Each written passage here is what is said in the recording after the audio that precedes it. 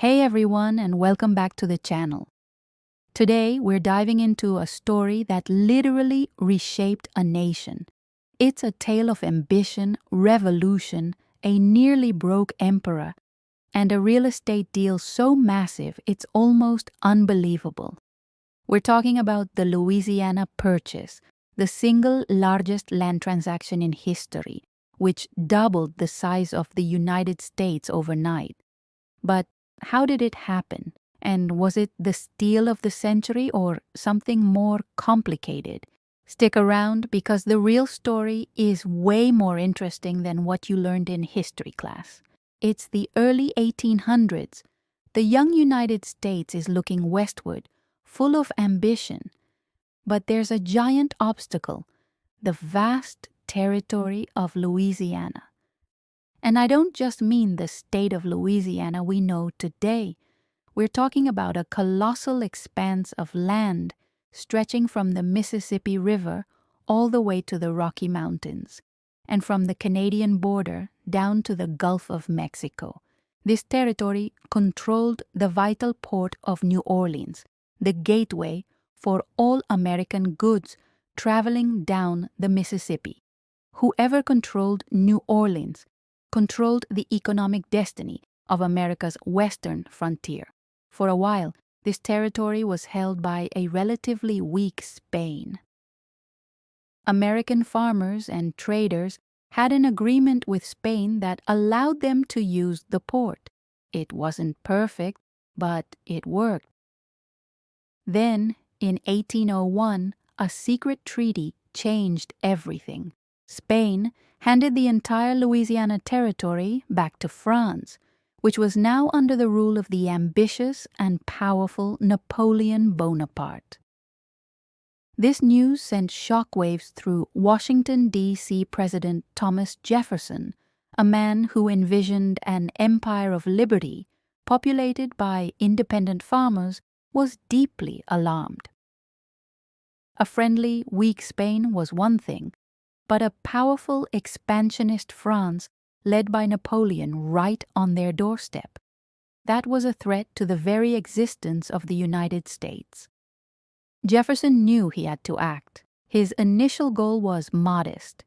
He dispatched two envoys, James Monroe and Robert Livingston, to Paris.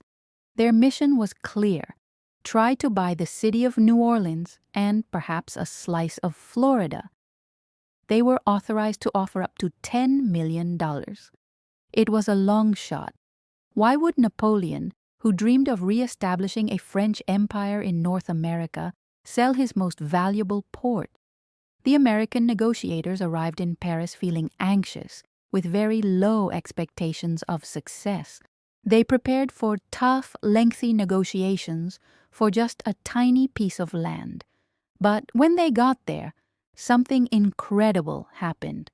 The situation in France had changed dramatically. Napoleon's grand plan for a North American empire was falling apart. A massive French army he had sent to the Caribbean to crush a slave rebellion in Saint-Domingue, what we now know as Haiti, had been decimated. Yellow fever and the fierce resistance of the Haitian revolutionaries, led by Toussaint Louverture, had destroyed his forces. Without Haiti, the jewel of his planned Caribbean empire, the Louisiana territory was suddenly much less valuable to him. It was meant to be the breadbasket for the sugar-producing islands. Now it was just a vast, hard-to-defend territory. Even more pressing, Napoleon was gearing up for another war with Great Britain. And wars are expensive. He needed money, and he needed it fast. A vast, remote territory in North America was a liability. The British Navy could easily seize it, and he couldn't afford to defend it. So, in a stunning turn of events, Napoleon's foreign minister, Talleyrand, made the American envoys an offer that left them speechless. He didn't just offer New Orleans, he asked, "What will you give for the whole of it?" The entire Louisiana territory. all 828,000 square miles of it. Monroe and Livingston were stunned. This went far beyond their instructions, far beyond anything they were authorized to do. They had no way to quickly contact President Jefferson for permission. A letter would take months to cross the Atlantic and return. They had to make a decision on the spot. It was a massive gamble. They knew Jefferson was a strict constructionist of the Constitution, meaning he believed the federal government could only do what the Constitution explicitly said it could. And nowhere in the Constitution did it say the president could buy foreign land. But this opportunity was too good to pass up. The future of the nation was at stake. So, they took a leap of faith. They haggled a bit, and they agreed on a price. $15 million. Let's put that number in perspective. $15 million in 1803.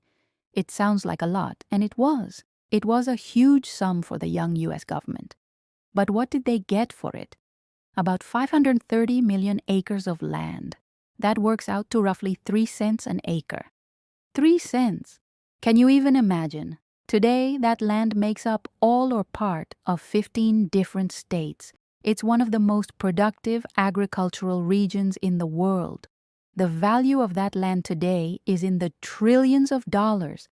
It was, without a doubt, the greatest real estate deal in history. Back in America, when Jefferson received the news, he was ecstatic, but also had a constitutional crisis on his hands. He worried that he had overstepped his presidential authority. He even drafted a constitutional amendment to authorize such a purchase, but his advisors warned him that the process would take too long.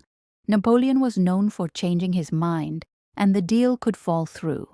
They urged him to put his constitutional worries aside and seize the moment, and that's what he did.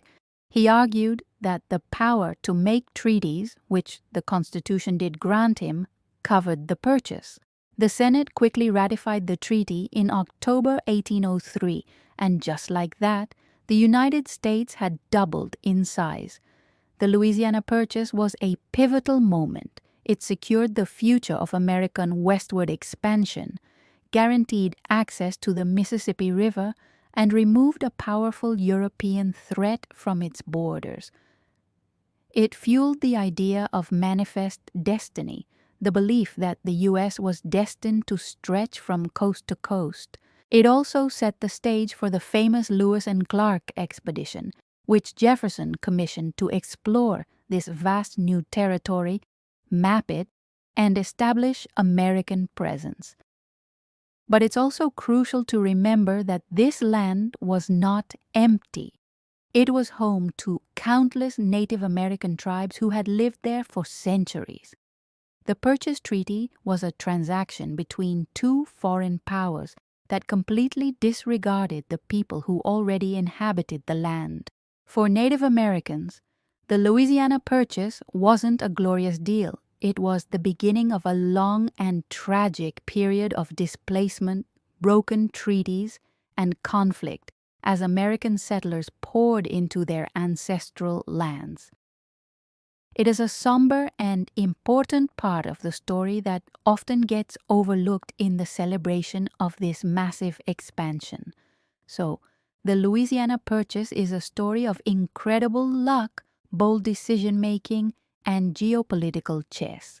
It was a product of a slave revolt in the Caribbean, a looming European war, and the vision of a president who was willing to bend his own principles for the good of the nation.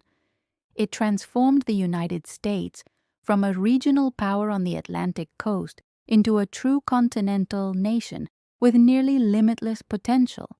It was a deal that defined a century and continues to shape the country we live in today. What do you think?